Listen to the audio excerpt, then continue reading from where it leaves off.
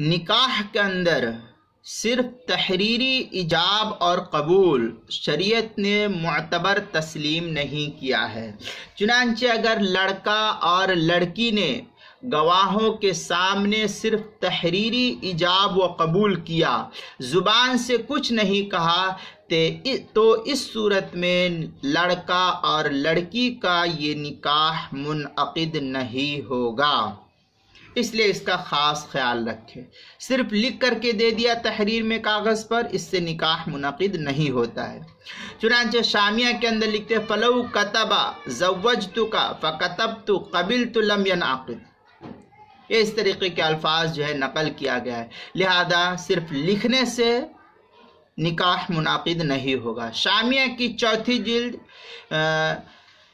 63 صفحہ جو زکریا book depot Deoband کا چھپا ہوا نسخہ ہے، بیروت کا چھپا ہوا نسخہ چوتھی جلد اس کی تیسری جلد صفحہ 73 پر ہے۔